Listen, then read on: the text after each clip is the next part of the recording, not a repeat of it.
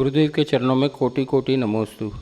गुरुदेव कृपया मेरी शंका का समाधान करें। जब हम अब सुबह अभिषेक करते हैं, अभिषेक करते समय पुजारी को अगर नीचे पटरा लगा लें तो क्या वो सही है या गलत है? कृपया मेरी शंका का समाधान करें। जब भी हम जप करते हैं, ध्यान करते हैं या शुभ कार्य करते हैं तो हमें जो है डायरेक्ट ज़मीन से संपर्क नहीं रखना चाहिए। उसके लिए आसन बताए गए हैं, काष्ठ फलक हो या तंतु फलक हो या डाब के आसन का आसन हो, ये आसन होना चाहिए। ये आसन होने से जितनी भी आपकी एनर्जी है आप तक सीमित रहती है, वो एनर्जी बाहर नहीं जा पाती है, तो उससे आपको लाभ मिलता है, आपको आत्मशक्ति मिलती है, आपको आत्म साधना में संबल मिलता है। इसलिए यदि आप लकड़ी के पाटे में खड़े होकर के अभिषेक करते हैं, शांति धारा करते हैं तो बहुत अच्छा है। ज़मीन में खड़े होकर के ना शांति धारा करो, ना जाप करो, ना अनुष्ठान करो, कुछ नहीं करो। आपके नीचे चटाई होना चाहिए, वो प्लास्टिक की नहीं, वो लकड़ी की होना चाहिए या लकड़ी का पाटा होना चाहिए, जिससे आपकी एनर्जी फुल आप तक ही रहे और आप तक उसको पूरा लाभ मिले। नमोस्तु गुरुदेव, नमोस्तु गुरुदेव। मैं अजय कुमार जैन, राजा बाजार निवासी। मेरी शंका है कि जैन धर्म व अन्य धर्म में भगवान श्री राम का क्या स्वरूप है? धन्यवाद, मेरी शंका समाधान की जाए। जैन धर्म और अन्य धर्म में राम का जो स्वरूप है, देखिए जैन धर्म और अन्य धर्म में जो राम की जो कथा है उसमें थोड़ा बहुत अंतर है, बाकी कथा तो लगभग वैसी ही है। बस अंतर इतना है कि राम की जो पूजा है, यहाँ पर जो राम की पूजा है वो निर्गंध दिगंबर मुद्रा पर है, वीतरागता पर है। जब राम अयोध्या वापस आ जाते हैं और अपने राज्य काल को पूर्ण करने के बाद वैराग्य को प्राप्त होकर के वो संसार को छोड़ करके, जो समस्त परिग्रह को, परिवार को छोड़ करके जंगलों में अपनी आत्म साधना करते हैं, उस अवस्था को जो है जैन धर्म में स्वीकार किया गया है।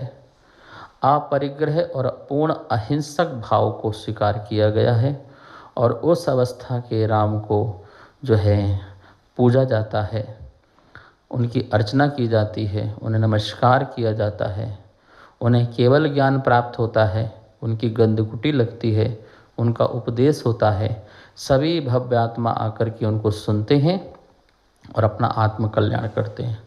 राज्य अवस्था में वे सम्माननीय है जैन धर्म में, आदरणीय है जैन धर्म में, लेकिन जब राज्य अवस्था को छोड़ देते हैं और निर्गंथ मुद्रा को धारण करते हैं तो उस समय वो पूजनीय हो जाते हैं, वो वंदनीय हो जाते हैं, वो नमस्करणीय हो जाते हैं, वो अर्चनीय हो जाते हैं। तो यहाँ जैन धर्म में वीतरागता को सर्वमान्य माना गया है। जब तक संसार में राग है और संसारियों के प्रति राग है या द्वेष का भाव है, तब तक पूज्यता नहीं आती है। पूज्यता तब आती है जब राग द्वेष का अभाव होना प्रारंभ हो। तो राम का जो स्वरूप है वो एक आदर्श के रूप में है, जिन्होंने घर में रहकर भी एक आदर्श स्थापित किया और जब घर का त्याग किया तो भी आदर्श स्थापित किया। वैसे दोनों ही आदर्श जो हैं हमारे लिए स्वीकार हैं और स्वीकार होना चाहिए। घर में रहो तो राम की तरह भाई से प्रेम, बच्चों से प्रेम, अपनी धर्म पत्नी से प्रेम, माता पिता की आज्ञा में रहना, ये भी एक आदर्श है, इसे भी धारण करना चाहिए। और जब वो दीक्षा को प्राप्त हो तो उन जैसी वीतरागता, उन जैसी शांत छवि मुद्रा भी हमारे जीवन में आना चाहिए, वो भी हमारे लिए कल्याणकारक है। इस प्रकार से जहाँ से अन्य धर्म की जो रामायण है, राम की कथा है, समाप्त होती है, वहाँ से भी आगे जैन धर्म में कथा आगे चलती है कि उन्होंने तप त्याग तपस्या के माध्यम से कर्मों की निर्जरा की और मोक्ष को प्राप्त किया। नमोस्तु गुरुदेव, नमोस्तु गुरुदेव।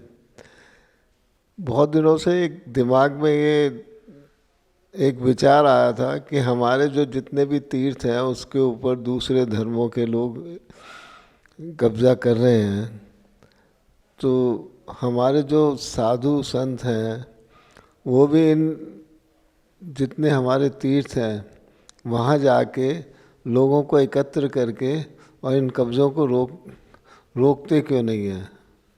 इसके लिए मैं इसका कोई समाधान चाहता हूँ आपसे। तीर्थों का संरक्षण और संवर्धन साधु संत को भी करना चाहिए और समाज को भी करना चाहिए। साधु संत से प्रेरणा दे सकते हैं, प्रेरणा के काम कर सकते हैं। साधु संत आंदोलन नहीं कर सकते हैं, वो अपने आप को आंदोलित करके आंदोलन नहीं कर सकते हैं। साधु का काम है साधना, साधु का काम है सतमार्ग दिखाना, सच्चा मार्ग दिखाना। वो समाज को जागृत कर सकते हैं, समाज में जागृति ला सकते हैं और आपकी जो आंखें बंद हैं उन्हें खोल सकते हैं। तो साधु अपना कार्य करे, लेकिन समाज का अपना उत्तरदायित्व क्या है उसे समझना चाहिए। तीर्थ जो हमारे प्राचीन तीर्थ हैं, जिन पर लोग अनधिकृत रूप से असामाजिक लोग जो हैं उन पर हावी होते जा रहे हैं, उन तीर्थों को वो अपना बनाना चाह रहे हैं। अपने आप से तो कमा के नहीं बनाते हैं, दूसरे के अधिकार को छीनना चाहते हैं। तो समाज को अपना क्षत्रियपन दिखाना चाहिए। हम क्षत्रिय की संतान हैं, तीर्थंकर क्षत्रिय होते हैं जो अपने धर्म की रक्षा करे, अपने समाज की रक्षा करे, अपने देश की, अपने राष्ट्र की रक्षा करे, वो क्षत्रिय होता है। क्षत्रिय कहता है तुम भी जियो और हम भी जिए, पर हमारे जीने में यदि आपने किसी प्रकार की कोई अड़चन की तो क्षत्रिय अपना क्षत्रित्व दिखाता है। आप सब क्षत्रिय की संतान हैं, अपने तीर्थों की रक्षा करो, अपने गुरुओं की रक्षा करो, अपने धर्म की रक्षा करो, अपने समाज और देश की रक्षा करो। और उसमें यदि जीवन भी जाता है तो उस जीवन की परवाह नहीं करना चाहिए। साधु संत उस स्थान पर जाकर के अपनी आत्म साधना करें, उसके बल से देखो कितना प्रभाव पड़ता है। लेकिन वो इस आंदोलन में, वो इस प्रकार के लड़ाई झगड़ों में अपने आप को ना उलझाएं, क्योंकि उन्होंने घर का त्याग किया है, उन्हें समस्त राग द्वेष का त्याग किया, सबके प्रति साम भाव क्षमता भाव है।